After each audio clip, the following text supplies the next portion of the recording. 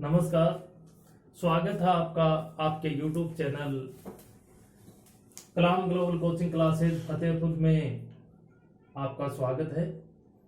अपनी आज की क्लास के अंदर राजस्थान के इतिहास में चौहान वंश को प्रारंभ करने जा रहे हैं। चौहान वंश जो राजस्थान का सबसे प्राचीनतम भी माना जाता है। गुर्जर प्रतिहार वंश के बाद में एक शक्तिशाली राजवंश है। इसको पढ़ेंगे क्रमानुसार। सबसे पहले अपने को कौन सी चीजें देखनी है? सबसे पहले अपने को वो चीजें पढ़नी है कि चौहान वंश की जानकारी के स्रोत क्या क्या है। चौहान वंश के इतिहास के बारे में अपने को जानकारी कहां से मिली, यह महत्वपूर्ण पार्ट है उसका। इसमें बहुत सारे अभिलेख हो सकते हैं, बहुत सारे ग्रंथ हो सकते हैं। जैसे मैं नाम लिखता हूं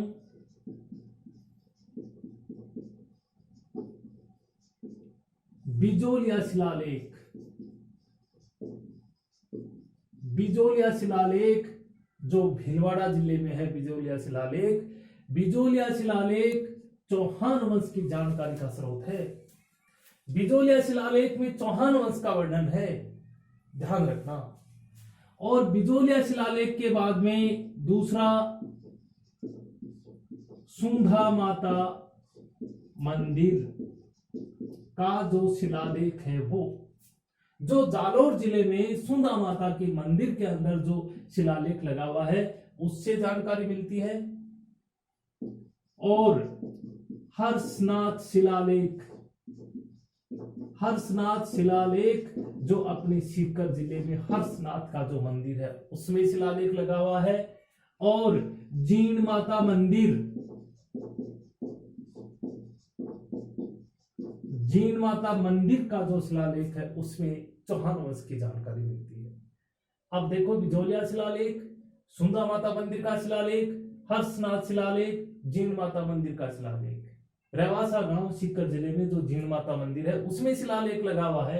और ध्यान रखना, आगे बताएंगे, लेकिन ये जो हर्षनाथ शिलालेख है इसमें चौहान वंश की वंशावली का भी वर्णन है। हर्षनाथ को चौहानों का देवता माना गया है। जीण माता है ये चौहानों की और कुल देवी के रूप में भी प्रसिद्ध है। अब चार तो ये शिलालेख हो गए। उसके अलावा बहुत सारे ग्रंथ ऐसे हैं जिन ग्रंथों से अपने को और चौहान वंश की जानकारी के मिली है। चौहान वंश का पूरा इतिहास उन्हीं ग्रंथों के ऊपर निर्भर है। अब वो ग्रंथ कौन कौन से हैं? जैसे सबसे ज्यादा प्रचलित आपने पढ़ा होगा पृथ्वीराज रासो। कौन सा ग्रंथ है? पृथ्वीराज रासो। जिस पृथ्वीराज रासो ग्रंथ की रचना किसने की थी? चंद्रवरदाई ने। चंद्रवरदाई जो था जिसने पृथ्वीराज रासो की रचना की। और पृथ्वीराज विजय, पृथ्वीराज विजय जिसकी रचना की थी जयानक ने। मैं सारे ग्रंथ आपको बताने वाला हूं जिन ग्रंथों से चौहान वंश की जानकारी मिलती है। पृथ्वीराज विजय हो गया, और प्रबंध कोश जिसकी रचना की थी राजशेखर ने। और इसके अलावा और बहुत सारे ग्रंथ हैं, जैसे हमीर महाकाव्य। हमीर महाकाव्य जिसकी रचनाकार नयन चंद्र सूरी था। हमीर महाकाव्य जिसकी रचना नयन चंद्र सूरी ने की। और ग्रंथ लिख रहा हूं मैं ऊपर, हमीर रासो। कौन सा ग्रंथ है? हमीर रासो।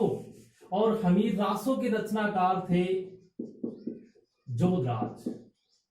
हालांकि इन ग्रंथों में अलग अलग, जैसे रणथंभौर के चौहान, जालोर के चौहान, अजमेर के चौहान, इन सब की जानकारी अलग अलग मिलती है। मैं एक साथ में सारे ग्रंथ बता रहा हूं जिन ग्रंथों से अपने को चौहान वंश की जानकारी मिलती है। वैसे भी राजस्थान के साहित्य में अपने को इन ग्रंथों के नाम पढ़ने पड़ेंगे, याद करने पड़ेंगे, कौन से ग्रंथ का रचनाकार कौन है। ऐसे भी एक बहुत अच्छा शब्दकोश है हमीर रासो और हमीर हट, जिसकी रचना की थी चंद्रशेखर ने, और कान्नड़ दे प्रबंध, जिसकी रचनाकार पद्मनाभ था, जिसमें जालोर के इतिहास के बारे में जानकारी मिलती है, जालोर के चौहानों के इतिहास की जानकारी मिलती है। और एक नाम लिखता हूं वीरमदेव सोनग्रा रिवात, जिसका रचनाकार भी कौन है? पद्मनाभ ही है। अब देखो कितने ग्रंथ हो गए, कितने शिलालेख हो गए, कौन से ग्रंथ का किस राजवंश से संबंध है, कौन से ग्रंथ का रचनाकार कौन है, ये सारी चीज बड़ी महत्वपूर्ण है। आप इन सारे ग्रंथों के नाम लिख सकते हो और आप स्क्रीनशॉट भी ले सकते हो इसका, ताकि आपके विशेष काम में आएंगे। एक ग्रंथ का नाम और लिखता हूं मैं, कायम खां रासो, जिसके रचनाकार थे जानकवि न्यामत खां। जानकवि न्यामत खां का जो कायम खां रासो है उसमें चौहान वंश की जानकारी मिलती है। मेरुतुंग का जो प्रबंध चिंतामणि नाम का जो ग्रंथ है, उस प्रबंध चिंतामणि ग्रंथ में भी चौहान वंश की जानकारी मिलती है। सुरजन चरित्र नाम का जो ग्रंथ है उसमें भी उसकी जानकारी मिलती है। इस प्रकार से ये चौहान वंश की जानकारी के महत्वपूर्ण ग्रंथ और शिलालेख हैं। ये तो इनकी कोई ट्रिक नहीं है। ये जो लड़का कंपटीशन देगा, जो पढ़ेगा, तैयारी करेगा, उसको ये याद करने ही पड़ेंगे। इनका कोई तोड़ नहीं है। इनको आप ठीक प्रकार से पढ़ना, एक दो बार देखोगे तो आराम से ये तैयार हो जाएंगे। अब उसके बाद में आपको बताने जा रहा हूं चौहान वंश।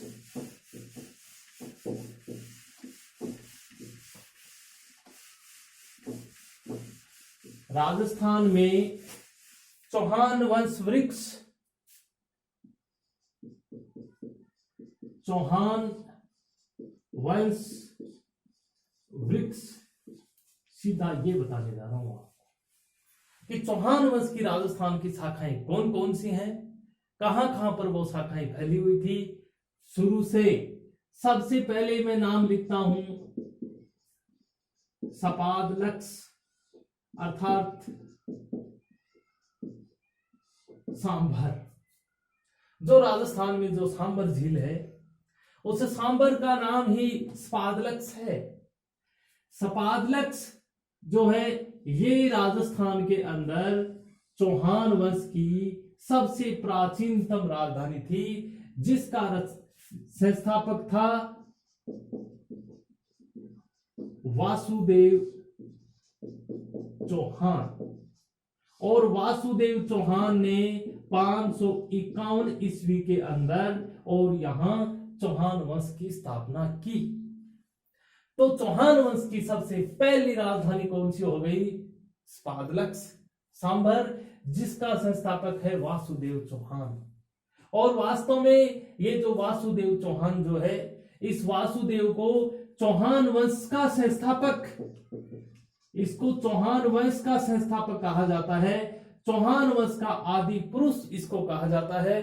चौहान वंश का मूल पुरुष भी किसको माना जाता है? वासुदेव चौहान को ही माना जाता है। अब यहां से और सांभर से और इसकी दूसरी शाखा है, वो दूसरी शाखा कहां जाती है? अजमेर, अजमेर जाती है। सांभर से ही और सांबर के जो चौहान थे उन्हीं ने अजमेर में अपनी नई राजधानी बनाई। और कब बनाई? 1113 ईस्वी के अंदर। और यहां का संस्थापक कौन था? अजय राज। अब देखो, इतिहास में हम पढ़ते भी हैं अजय राज ने अजमेर बसाया, अर्थात अजमेर का संस्थापक कौन था? अजय राज। अजमेर में चौहान वंश की राजधानी स्थापित किसने की? अजय राज ने की। अब यहां अजमेर से और दूसरी एक शाखा कहां चली जाती है? रणथंभौर। रणथंभौर दूसरी शाखा चली जाती है। और रणथंभौर शाखा ये जाती है जिसका संस्थापक था गोविंदराज। कौन है? गोविंदराज। अब रणथंभौर में चौहान वंश की जो शाखा थी उसका संस्थापक कौन हो गया? गोविंदराज हो गया। पहले सांभर, सांभर से गए अजमेर, अजमेर से कहां चले गए? रणथंभौर चले गए। अब अजमेर से ही और अजमेर से ही एक दूसरी शाखा चली जाती है कहां? नाडोल। और नाडोल कहां पर है? नाडोल इस टाइम पर ये पाली जिले में आती है नाडोल। ठीक है। अब नाडोल के अंदर चौहान वंश की शाखा का संस्थापक था लक्ष्मण चौहान।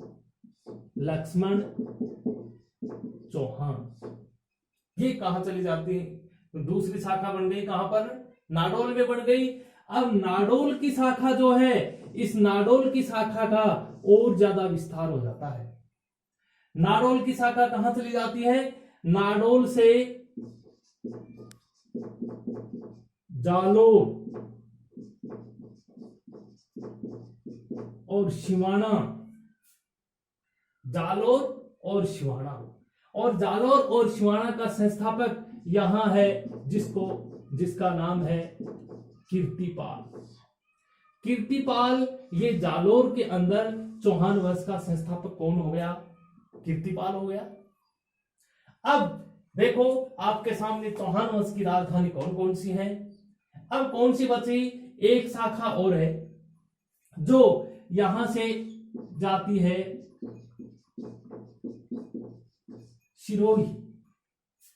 दूसरी नई शाखा कौन सी बनती है? सिरोही। और सिरोही में इसका संस्थापक था जिसका नाम है लुम्बा। कौन सा है? लुम्बा नाम से। अब चौहान वंश की एक राजधानी और बची है, और वो राजधानी कौन सी है? बूंदी और कोटा। कोटा और बूंदी के जो शासक थे वो भी चौहान वंश के थे। तो कोटा और बूंदी के अंदर, और इसका संस्थापक था देवा नामक। अब देखो पूरी स्थिति आपके सामने आ गई। सबसे पहले प्रश्न आपको यही तैयार करने हैं कि सांबर में चौहान वंश का संस्थापक कौन था? वासुदेव चौहान। अजमेर में चौहान वंश की स्थापना की अजय राज ने। और नाडोल में चौहान वंश के संस्थापक हैं लक्ष्मण चौहान। जालोर में चौहान वंश के संस्थापक हैं कीर्तिपाल। और सिरोही में चौहान वंश के संस्थापक हैं लुम्बा। और बूंदी और कोटा में चौहान वंश के संस्थापक हैं देवा। और रणथंभौर में चौहान वंश के संस्थापक हैं गोविंदराज। सबसे पहले अपने को ये सारी चीजें तैयार होनी बहुत जरूरी है कि कौन सी चौहान वंश की राजधानी नहीं है। कई बार सीधा प्रश्न आता है कि सिरोही में चौहान वंश का संस्थापक कौन था। बहुत सारे शासकों के नाम आ जाते हैं, हम कंफ्यूज में हो जाते हैं। या बूंदी और कोटा से पूछ लिया जाता है। तो इन चीजों का सबसे पहले अपने को ये फंडामेंटली जो ज्ञान है वो होना बहुत जरूरी है। अब आगे जब हम पढ़ेंगे, अब देखो सबके बारे में हम विस्तृत आगे की कक्षाओं में धीरे धीरे पढ़ते जाएंगे, पूरी डिटेल से पढ़ाएंगे। पहले सांबर के चौहान ये पढ़ेंगे। सांबर के चौहानों के बाद में हम अजमेर वाले पढ़ेंगे, अजमेर से रणथंभौर वाले पढ़ेंगे। उसके बाद में ये नाडोल और जालोर, सिवाना, सिरोही, कोटा, बूंदी, सारे चौहान वंश की जितनी भी राजधानी है सबको एक एक करके हम विस्तृत रूप से पढ़ेंगे। और अब आप देखो इनको लिख भी सकते हो, इसका स्क्रीनशॉट भी ले सकते हो, कोई दिक्कत नहीं है। आगे हम आगे की कक्षा के अंदर सिर्फ और सिर्फ आपको सांबर के चौहान है यही पढ़ेंगे। तब तक नमस्कार।